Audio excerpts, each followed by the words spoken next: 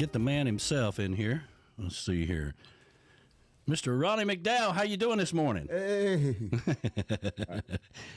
Can you hear us okay? I'm doing unbelievable. Are you on your phone? I hear you great. Okay, are you on your phone? You might want. I'm on my phone. Yeah, see if you can turn it sideways. We'll turn it sideways and see if we can get you a better, a broader picture. Yeah, here we go. There we go. There we go. Don't get dizzy. There we go. Yeah, there we go. That's perfect, man. I don't know. I don't know if you saw it or not, but I was 2 summers ago. You were up in Spring City and playing at a buddy of mine's. They was having a summer party. Jerry Long, his neighbor, had you up there, and my brother Andy was up there in the video with you, and you was having a good time up there in Spring City 2 summers ago, 2022. Oh, okay. Yeah, of course. I have fun everywhere I go. Well, buddy, I cannot thank you enough for taking the time to be on Tiki Man Radio this morning, and we sure do appreciate you being here.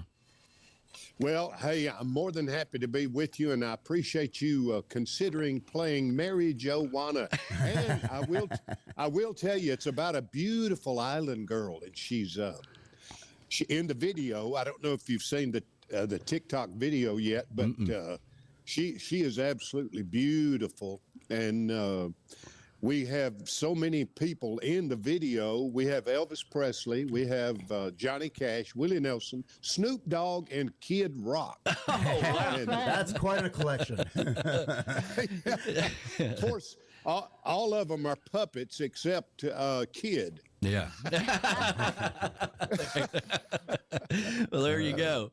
Well, I guess I guess this has been I'm sure you've done thousands and thousands of interviews, and everybody always goes back to 1977. But I want to give you my spin on it. Okay, I was fortunate enough to grow up in the '60s, and in 1977, I'm 10 years old. Okay, and I'm on my bicycle. All right, and my mom let me know that Elvis had passed away. And, I mean, it was one of those things where you always know where you were at when you got the news. And yeah, I totally agree. It was kind of like the same thing with me. I was driving in my Camaro in Nashville, and I had just rehearsed with my band. We were playing in Bowling Green, Kentucky, and Elvis had this song out called Moody Blue. You remember that song? Oh, yeah, absolutely. And I told the boys, I said, I know that's a #1 record right now. I said, but I want to learn an old Elvis song. So we did Return to Sender. There you go. Oh, yeah. Yeah. And so I got in my car, and I was driving down by Metro Center in Nashville. And I never will forget it because I looked at my clock. Now, my number is 222, and it was 2:22 in the afternoon. And the DJ goes, Elvis Presley has passed away. Well, I thought it was a joke. So I turned it to every station, and every one of them was saying the same thing. Before I got to Bowling Green, I was a songwriter at that time.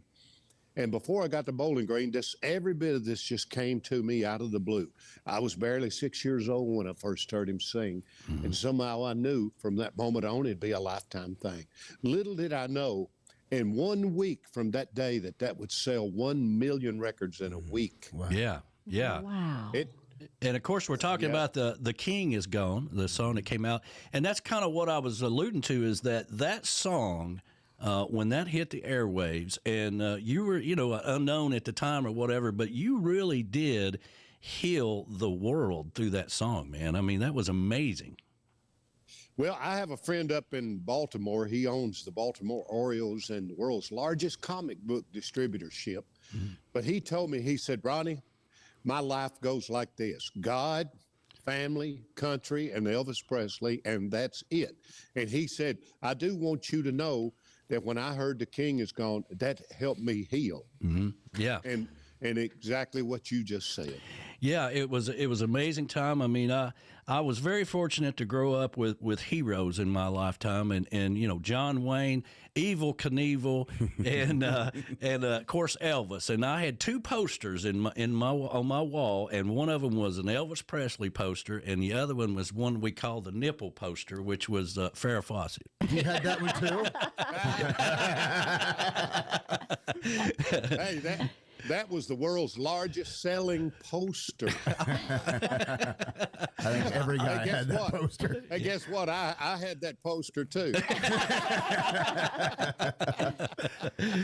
But you know, so that really kind of puts you in the spotlight, that song, and man, what an amazing career you have had because of that.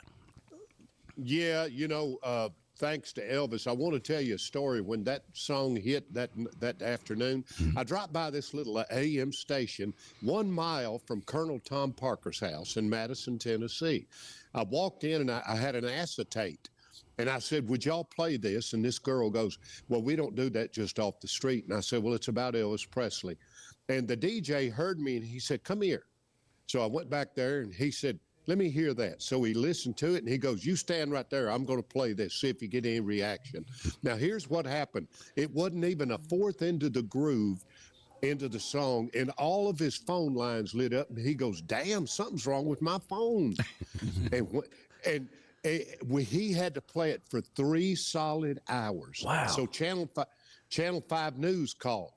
And they said, can we come out and interview you for the 5 o'clock news? And I said, well, sure. Yeah. And it was chaotic and crazy. So then I left there and I went down to the biggest pop rock station in Nashville, WKDA at the time. And I did the same thing. And she goes, well, we're the number. We don't do stuff like that. Again, some guy in the hallway heard me telling that story, what had been going on. He said, let me see that. So he took it back and listened to it. He said, hey, you stand right here. I'm going to play this. And I said, you are? So he come out 3 minutes later and he goes, you have jammed our phones. You've got a monster. Wow.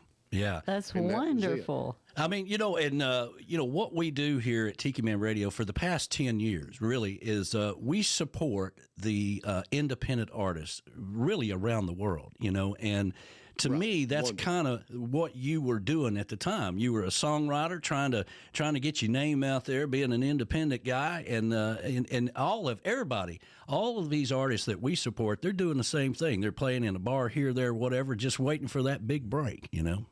Yeah, I totally get it. And Conway Twitty, he was like my dad, and I opened the shows for 8 years, and he always told me, he said, there is no secret formula. He said, you have to be in the right place at the right time. And if it happens, you got to be able to back it up. That's right. And so he had the best philosophies on planet Earth.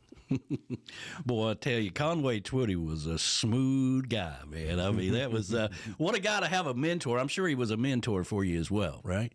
Oh, Lord, he was. He wanted me to ride with him all the time. And I never will forget, we was going to Louisville, play the Louisville Gardens. And he said, I see where you're going to be on TV Monday night, Ralph Emery show. And I said, yes, sir. And he said, well, let me just tell you this.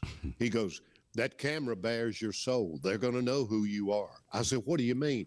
He said, I just told you, they'll see who you are. And sometimes, even to this day, when I see the news and I see some of these politicians, I'm like Dracula going by a mirror. Ooh. I know that's right.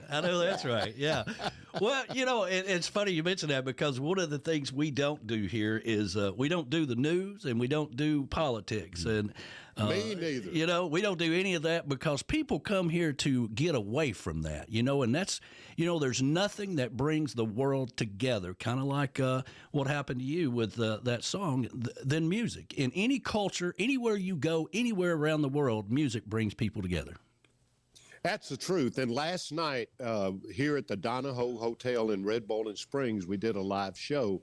We've been doing it for 4 years, and there was a preacher here last night, a pastor, and he had the big old black hairdo, dark skin, big old pompadour. And when we did the new song, Mary Joanna, he was laughing so hard.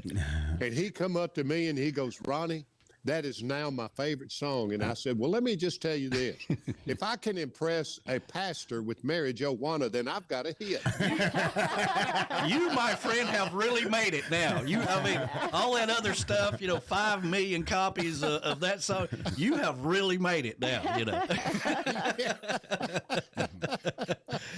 Yeah, I mean, that was, but every time we do this song, we get the same reaction. The first person I played Mary Joanna for was Johnny Rodriguez. And he laughed so hard.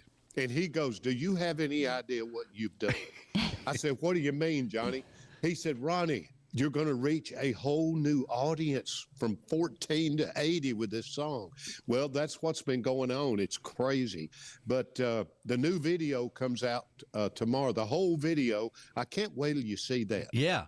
We'll try to play that on the show next Sunday for sure. Once it gets out there and let everybody see it, because it sounds pretty cool with everybody you got in it. And then slowly you got into doing movies and backgrounds, music, and stuff like that. Tell us a little bit about that. Well, I did American Bandstand. I was in Baton Rouge, Louisiana, and I got a phone call, and it was Dick Clark. And I didn't believe it at first, but then I started listening to the voice, and I went, wow, this is really Dick Clark. And he goes, Ronnie, there's a private jet for you at the Baton Rouge airport. Get on it, get some rest. You're on American Bandstand tomorrow. Nice. I didn't sleep a wink. I bet. And so when I landed at the airport, they put me on a helicopter, and they landed me right in front of the ABC lot. They rushed me into makeup. I'm looking in the mirror, and here comes Dick Clark. I said, wow, Dick Clark, I can't believe I'm on here. And he said, Ronnie, you've sold 1 million records in a week. You're number 9, and that never happens. He said, you deserve to be here. So after I said, well, Mr. Clark, I'm so glad y'all pantomimed, because I don't know this song at all, hardly. It ain't even 2 weeks old. He goes, Ronnie, we don't do that anymore. And my heart froze, and I said, please don't tell me that. He said, Ronnie, you'll have cue cards underneath the camera, but when that red light comes on, there'll be 80 million people watching you. No pressure. But I want you to know, when I never missed a syllable or a note. And it was so crazy. I think Elvis was hanging out with me, but after that, Dick Clark said, Ronnie, I'm doing a movie about Elvis Presley starring Kurt Russell. And I want you to be Elvis Presley's voice. And I did 38 songs in that movie. Kurt Russell got an Emmy, and it was Movie of the Year in 1978. Unbelievable. Unbelievable. What a great story. So obviously, I mean, Elvis was he always a big influence on you before all this stuff started? When I was 3 years old in Portland, Tennessee, my hometown, I was going around the house in 1953 singing Hank Williams, Your Cheating Heart, if you can believe that. Yeah. And then my sister would go to Randy's record shop in Gallatin. It was world famous. And Randy Wood owned Dot Records and Pat Boone. But anyway, she would bring home all these unbelievable records, Fats Domino, Little Richard, the Platters, everybody. But one day she brought this record home. It's called Hound Dog. And I listened to that over and over and over. And my mother had 11 of us, and she had to work all the time. And I'll get to that in a second. But anyway, Mother come in there and took that needle off of that record. She said, you ain't going to listen to that no more. So then she went and got in the cab and went to work. And I turned it over, and the song was Don't Be Cruel. And I ain't been the same since. Wow, that's amazing. I mean, and a big family there, 11 brothers and sisters? Yep, and when that record hit, The King Is Gone, that Friday afternoon, Mother was mopping a floor at a truck stop. I walked in, I said, Mother, take your apron off. You don't have to work again. And this truck driver, she said, son, can't you see I'm working? I said, no, Mother, you don't have to work anymore. So this truck driver had heard the song, and he said, Georgia May, don't you know what's going on with that boy? She said, no. And I said, Mother, come out to the car. Now, here's the God's truth. I turned the radio on, and that song, The King Is Gone, was on every station. Wow. Pop, rock, country. And she never worked again till she died. There you go. There you go. That's what I'm talking about. You got to take care of Mama. That's right. Awesome. That's fantastic. I mean, and of course, was there other Elvis movies that you played in as well? Well, Priscilla Presley called me after that, the success of that, and she said, Ronnie, I'm doing a movie called Elvis and Me after a #1 book I've got, and I want you to be Elvis's voice. And so I did 36 songs in that movie, and we were standing, she and I, listening to the playback, and she goes, Ronnie, I cannot tell you two apart. And I said, well, you know what that tells me, Priscilla? She said, what? And I said, tells me you didn't really know him that well. There may be some truth to that, but and then all of a sudden, man, you get to start making your own hits. I mean, you had that big hit, obviously, but that's influenced by Elvis. Now you get to be you, right? And so these big hits like watching girls go by, and all that. Tell us how that all happened. Well, I was a songwriter first and foremost. When I got out of Vietnam, I'm a 3-term combat veteran of the Vietnam War, 68, 69, 72. And when I got out, I started writing songs. And the first person I wrote a song for was Johnny Cash, Porter Wagner, the Wilburn Brothers, Jeannie Shepherd, Billy Walker. I was having a ball writing songs, and then Elvis passed away, and my life went from that to that overnight. Sure. But after that, I wanted to be myself. There's only one Elvis. That's right. Yeah. Period. And so I wanted to do the songs that I wanted to do, and along came Wandering Eyes. So I did that, and that went to #2. And then the next song came along, Older Women Make Better Lovers, and I didn't even want to do.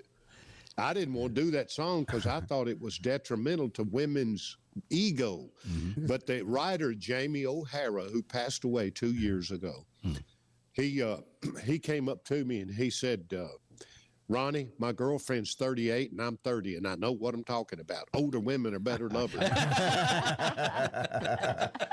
Yeah, and it's really right the opposite. I mean, it's actually a compliment, Oh, yeah, and I just didn't get it at the time, but he sat down on the couch, but I was heading to the studio. Now, here's how fate works. Fate is a hunter. It will find you. It found me that day. I was standing in line at Graceland. I stood in line all day. I got 10 feet from the gate because I was bound and determined to see Elvis Presley, dead or alive. Mm-hmm. They shut the gate. I didn't get in. Oh. After standing in line all day. Well, Steve Jeppy, the guy I told you about from Baltimore, he said, Ronnie, he gave me this. He said, fate found you that day. It plucked you out of hundreds of thousands of people and sent you back to Nashville. And if you would have got up seen Elvis, The King Is Gone would have never happened. Isn't that amazing? And so that morning, we were going to the studio, me and my producer, Buddy Killen, and Jamie played the song one more time on the couch. I can see it right now. And I said, all right, Jamie, we'll do it. So I talked Buddy, my producer, into letting the Jordanaires gather around a microphone and do it like they did. He didn't want to do it like they did in the 50s, but I talked him into it. We did that song one time, and I walked into the studio, and Buddy goes, what else do we need to do? And I said, Buddy, I don't even know that song. He goes, listen. He said, listen. And it was a #1 record. Wow, man, that's amazing. I mean, and all these, the Jordanaires, just being able to be around the Jordanaires, I mean, that had to have been huge. Well, it was a dream come true. I always wanted them on my records because they were on Ricky Nelson and, of course, Elvis and Patsy Cline and everybody. Yeah. So in 1958, I lied to Daddy. I said, Daddy, there's a monster movie on called King Creole. Would you let me go? I was 8 years old. He didn't have a clue, but I got popcorn, I got a Coke, and I got to see Elvis Presley in black and white, 30 feet tall, sat there by myself. What if somebody had tapped me on my little shoulder and said, you see them Jordanaires up there? they're going to be on your first #1 record. You see that drummer, DJ Fontana, you're going to work with him for 40 years. You see the guitar player, Scotty Moore, you're going to work with him for 40 years. And you see that man, Elvis Presley, you're going to be his voice in movies and TVs and all that. How could I have wrapped my mind around that? Well, and somehow you did. Somehow or another that made such an impression on you that you always went down that road of being surrounded by those kinds of people that was a positive influence in your life. I just really think all that was meant to be. Yeah. I really do think there are no coincidences. And when I I sang for Elvis's 60th birthday with the Memphis Symphony, and I was at the Ramada Inn in Memphis. I got out of the shower, and that little voice on my shoulder said, "Look at the sink." There was nothing in the sink, but there was 2 hairs, EP. So it made the hair stand up on my neck, and I called Scotty Moore over there. Elvis, he was in the room next door, and I said, "Scotty, look at them 2 hairs in that sink." And he goes, "Good God, get a camera." So we took a picture. We took a picture of those 2 hairs, and I never will forget that. And this medium, when I got back to Nashville, she was a songwriter. She came over to my office. She said, "Ronnie, I need to know if you've had any contact with Elvis." I said, "Girl, what are you talking about?" She goes, "Elvis Presley's trying to contact you." I said, "What does he want?" Yeah. So yeah. What does he want? yeah. And so I said, well, she said, "You know me as a songwriter, but I'm a medium and I'm being serious. He's trying to contact you." I said, "Well, look at this picture of these 2 hairs in this sink Saturday night." And she goes, "Ronnie, that's what I'm trying to tell you. He's trying to get a hold of you." I said, "Well, I wish he'd let me know what he wants."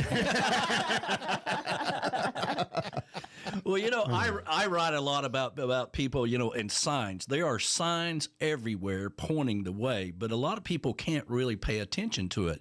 And, when you saw that was a sign for you that either you were heading in the wrong way or it's spooky in that hotel room. Well, let me just tell you this. That hotel caught a fire that night. Somebody was banging up. I was on the 13th floor. Somebody was banging on the door. "Get out, get out. We're all going to die." And I opened up the door. It was 2:00 in the morning, and there was fire shooting out of the elevator. Whoa. And so we had to put wet towels on and crawl down 13 flights, and we all stood at the bottom on the pavement looking up as the hotel was on fire. Is that not weird? That's very weird. That is very weird. Yeah. I mean, that's crazy, man. That's unbelievable. I mean, and thank God it happened. But what do you think that means? I don't know. I don't have a clue, but I know that that was a strange night. And I was singing for Elvis's 60th birthday, but a lot of things have correlated. Remember I told you about 222 when I heard, February the 22nd last week, I woke up and I looked at my mega ticket because I love playing the Powerball Mega when they get up real high. It's just fun for me. Sure. But anyway, I woke up and there was 4 numbers exactly right. And I went, "By George, I bet I got $20." So I went to get some breakfast and I come back and got the ticket, went to the gas station and she put it in the machine. Woohoo. She said, "Do you realize you just hit that for $500? And I said, Wow. "Well, it is 2. I said, "It is 222. That's your lucky day, man. That's your lucky numbers for sure. I'm telling you. I see it all the time. Well, what we're going to do is I'm going to put you back in the green room. We're going to play Mary Joanna, all right, and let everybody hear it, and then we'll go come back and talk a little bit about it. How about that? Yeah, let's do, because I'm really excited what's going on. Debbie Grisham and Chris McDaniel and everybody, Mike Green, everybody's work. Gary Brisendine, my friend from childhood, he's standing here. He helped me write the song, and we're all really excited what's going on with Mary Joanna. We are too. All right, I'm going to put you back in the green room right quick, and we will come back to you just as soon as the song's over with, okay? All right, here we go. Let me go back over here, and here we go, everybody. Ronnie McDowell, Mary Joanna.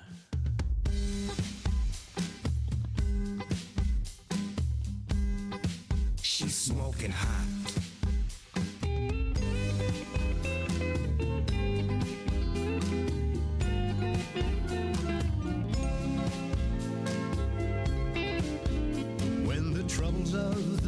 always seem to come my way. There's a place that I like to go. It's my own paradise and my peace of mind, where all my worries just float out the window. All my cares disappear like they were never here. I gotta say, it's my happy time. I don't need an excuse when we wanna get loose, and it's nobody's business but mine. I love my sweet, sweet, sweet Mary Joanna. She makes me feel so fine, like a tall glass of wine, only better. I love my sweet, sweet, sweet Mary Joanna. And I can't deny she puts me on a high. I love my sweet Mary Joanna.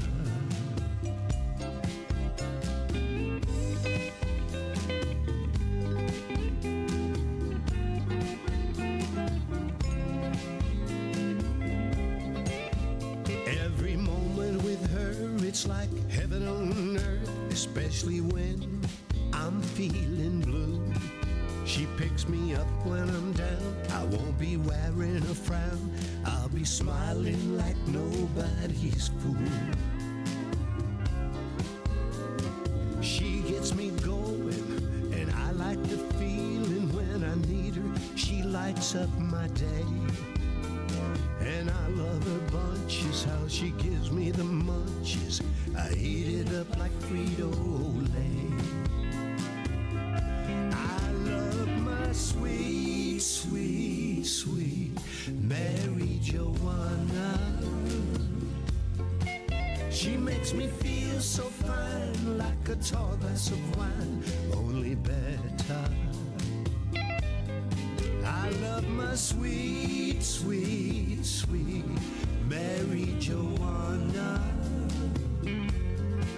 And I can't deny she puts me on a high.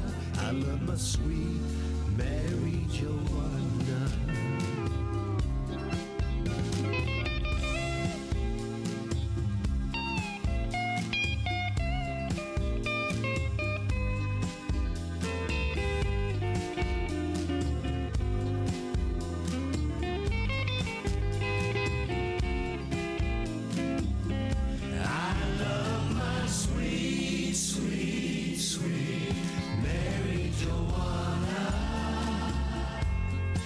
She makes me feel so fine, like a tall glass of wine, only better.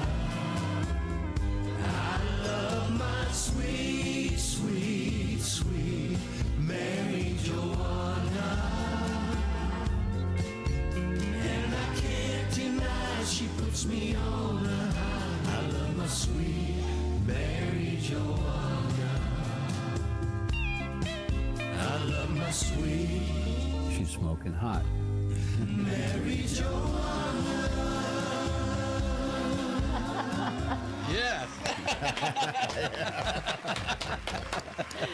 She's smoking hot. Yeah. That's cute. Oh, man. You talked about Debbie and Doyle Grissom. We're hoping to have Doyle on the show next week, but is he playing with you on this song? Oh, yeah, he sure is. Yeah. I wouldn't have done this song without having Doyle Grissom, who played on every Jimmy Buffett song, but not just Jimmy Buffett. He played on all of Randy Travis's hits, and the list goes on and on. And it doesn't get any better than my friend Doyle Grissom and Debbie Grissom. There you go. There you go. Well, it's it's a great tune. I mean, and you kind of dabbled around with some beach music there for a while. I mean, with was it the Drifters or the Platters? One of the two. I can't remember now. The Drifters, yeah. Drifters. That was before the lead singer, the guy that we hear, Mr. Bill Pinkney. He's in the Rock and Roll Hall of Fame. Mm-hmm. That was the guy that every Christmas we hear going, do, do, do, do, do, do, do, do, do. Well, that was And so what an honor and a privilege to get to do an album with Mr. Bill Pinkney and the Drifters. Yeah. Have you always kind of liked beach music? I mean, how can you not like beach music, right? I'm telling you, that music, like when we recorded this song, that music never goes out of style. Yeah. Like Mary Joanna, it sounds as fresh right now. With anything, it fits pop, it fits rock, it fits country. It just fits in every genre. It really does. Yeah, and if we can get the preachers to like it, like you did, we're in good company, man. We're doing pretty good, you know. Even the church approves. Yeah, that was the funniest thing, and even the gestures he was making.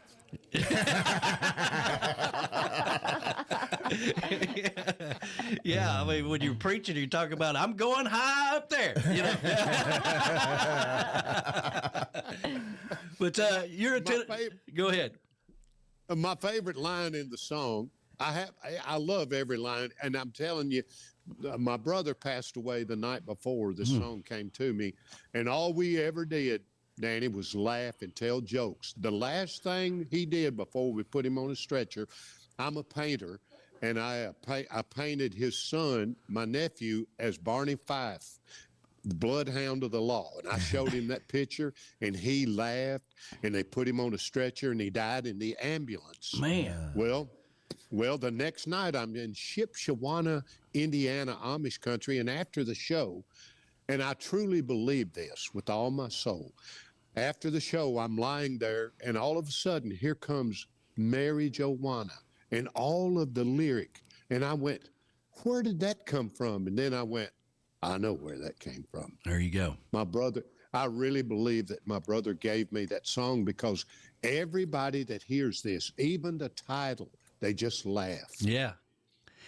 And that's what if you can make people laugh, if you can make them smile, if you can make them cry like I did with The King Is Gone, everybody comes up to me and they go, when I heard The King Is Gone, I pulled over on the side of the road and cried. Well, guess what? After I left my mother, the song was on again and I pulled over on the side of the road and I cried. Yeah. Well, that's what, how we started out. I mean, you really did heal the world with that song. I mean, it was a big deal when Elvis died, and I feel sad for those that weren't around when he was around to understand it.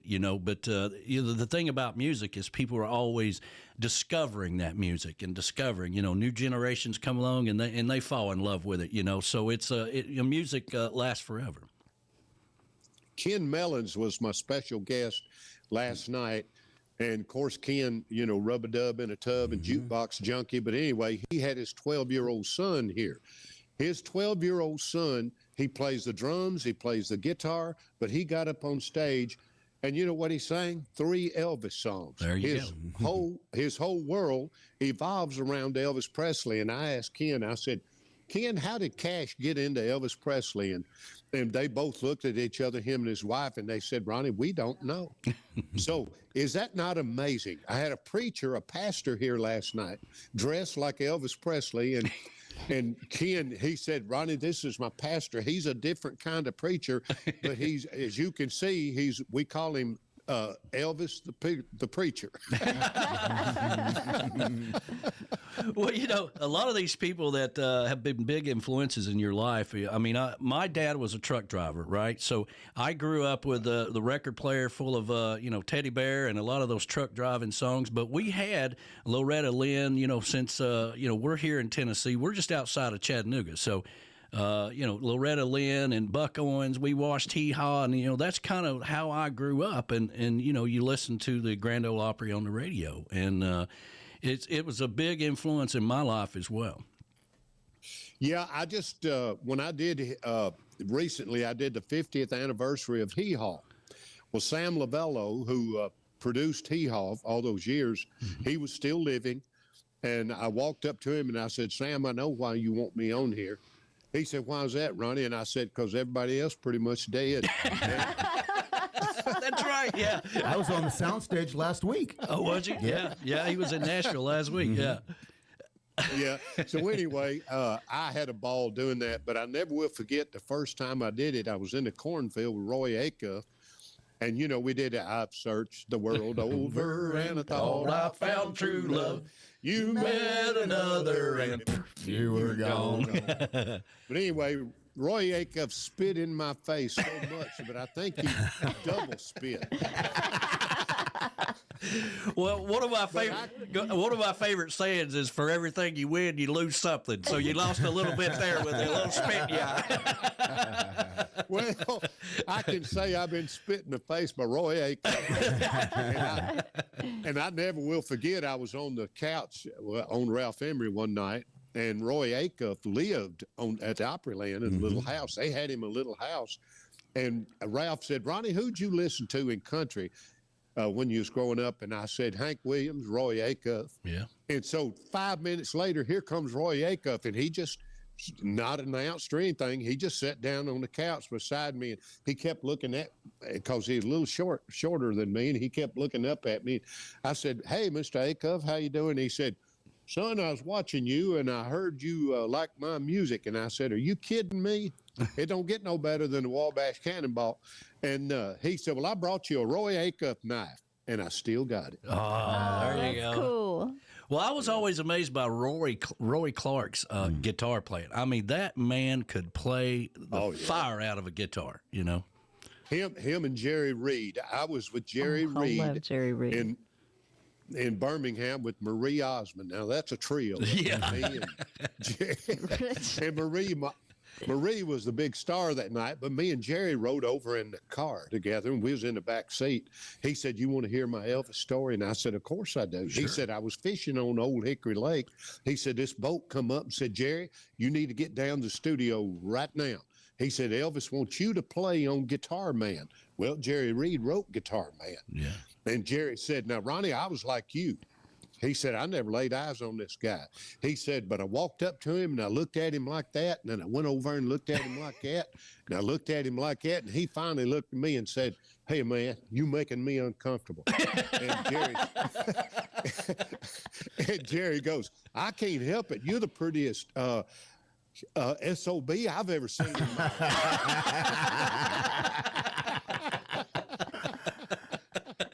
Oh, man. I couldn't say the other word on this, but anyway, that's what he said. And when I was doing that ABC TV series of Elvis, I was with the producer out in L.A., and he and his wife got to go see Elvis at a New Year's Eve party, and he said, "Ronnie, believe it or not, Steve Tyrell was his name. He's an unbelievable singer too." Yeah. And Steve has produced all these unbelievable records, but he said, "We got to sit right across from Elvis and Priscilla." And he said, "Ronnie, do you know how beautiful Priscilla Presley was?" I said, "You're preaching to the choir big time." And I said, I got to work with her when she was 38, and she still looks, she was literally the prettiest human I ever seen. Yeah. Well, but Steve Terrell said, "Now, you know how beautiful Priscilla was?" And I said, "Yeah." He said, "But me and my wife, we couldn't take our eyes off of Elvis. He was 10 times prettier than her." I don't know. I mean, I guess, you know, you're in shock and awe if you're in the presence of Elvis, but yeah, Priscilla, pretty good. I'd say so. Yeah.